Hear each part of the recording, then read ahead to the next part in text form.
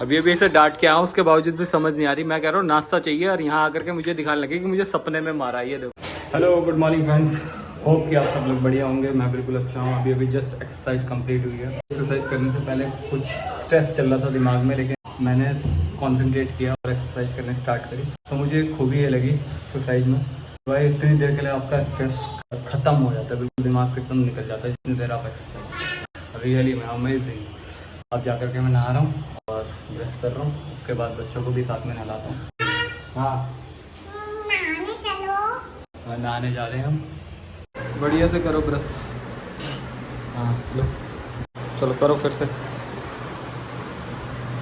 सीख गया भाई श्रेष्ठ, पूरा ब्रश करना सीख गया। हाँ, थूको। बस श्रेष्ठ तो अपने काम पे लग गया सुबह सुबह, पतंग लगी है देखो। फिलहाल हम दोनों नहा चुके हैं। सिद्धांत नहाने गया हुआ, नाश्ते का इंतजार कर रहा हूँ।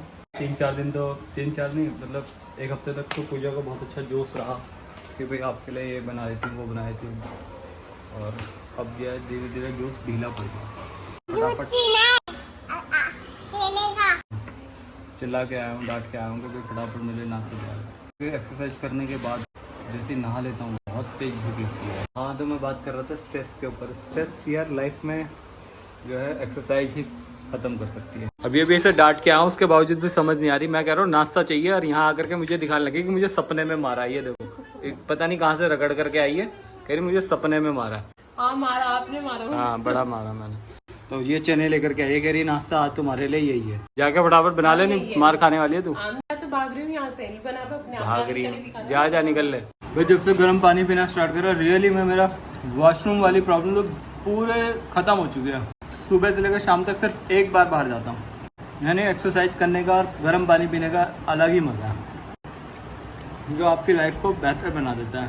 ये कंफर्म है। हो गए होंगे 10-12 दिन से तो ऊपर ही हो गए होंगे, तब से मैं डेली कंटिन्यू गर्म पानी पीता हूँ। सिद्धांत भी नहा के आ गया और इसके साथ पतंग पे लग गया। चल बैठ जा शांति से, जा किताब लेके आ।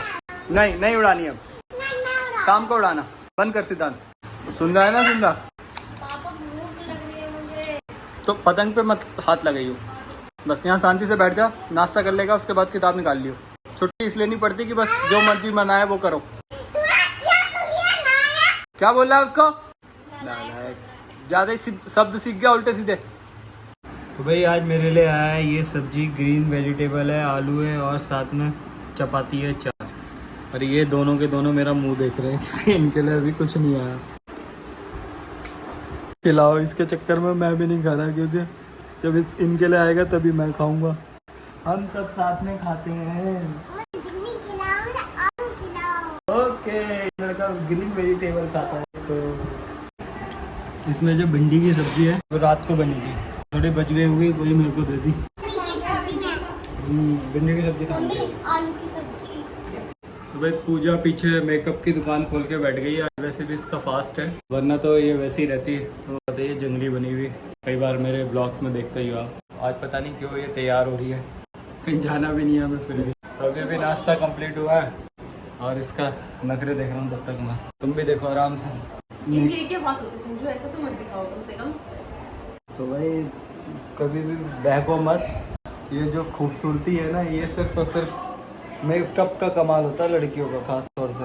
हाँ, तो बिना मेकअप के तो आप घर में घास भी ना डालो। तो हम कौन सा घास डाल रहे हैं वैसे भी। तो श्रेष्ठ और सिद्धांत और मम्मी, ये तीनों के तीनों जा रहे हैं मंदिर। ये नहीं जा रही, ये कह रही है मंदिर मेरे दिल में ही है। ऐसा तो नहीं बोला मैंने, लेकिन तू भी जाएगा ना पानी चढ़ा दिया मैंने। मंदिर जाएगा ना, मंदिर जाना और फिर उसके बाद पढ़ाई करना, ठीक है। और देखो मम्मी भी हमेशा तुम्हें मैक्सी में ही नजर आती होगी। आज देखो साड़ी पहनी है मम्मी ने। नंगे पैर चप्पल पहन लो, बच्चों को चुभ जाएगा पैर में। हाँ, मैं भी चप्पल पहन। मेरी बेबी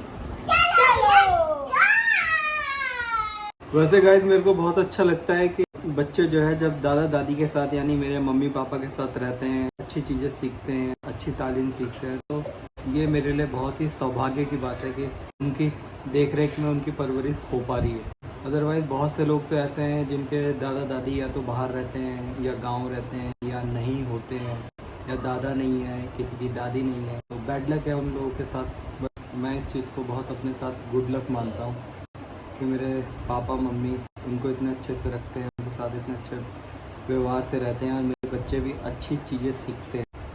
पर आप ही लोग बताओ कि जीवन में मोटिवेशन जो है ना, ये परमानेंट मोटिवेशन है। ये कोई वो वाला मोटिवेशन नहीं है कि आज दिया और कल ख़त्म हो गया। ये परमानेंट मोटिवेशन है और यही हमें सुख देता है। मैं पूजा सही कह रहा हूँ गलत कह रहा हूँ? हाँ बिल्कुल ठीक है।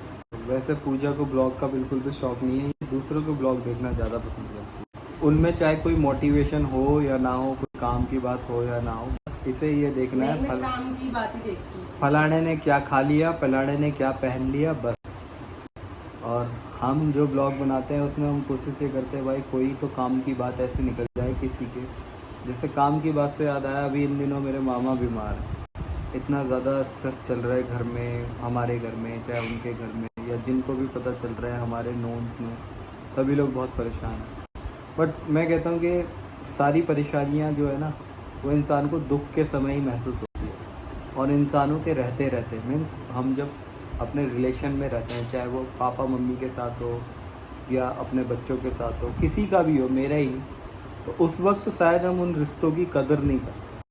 और जब उस वक्त रिश्तों की कदर नहीं करते ना, तो बाद में बड़ा पेन होता है। इसलिए मैं तो ये मानता हूँ कि हमेशा इंसान को एक जैसा रहना चाहिए, चाहे आपका सुख हो चाहे दुख हो। अगर आप मिलजुल के रहोगे अपनी फैमिली के साथ, अपने माँ बाप के साथ, तो जो दुख है ना वो कम लगेगा। और अगर आप अचानक से चीज़ों को करने लगोगे, चाहे सुख हो चाहे दुख हो, तो वो बड़ा बहुत भारी लगता है।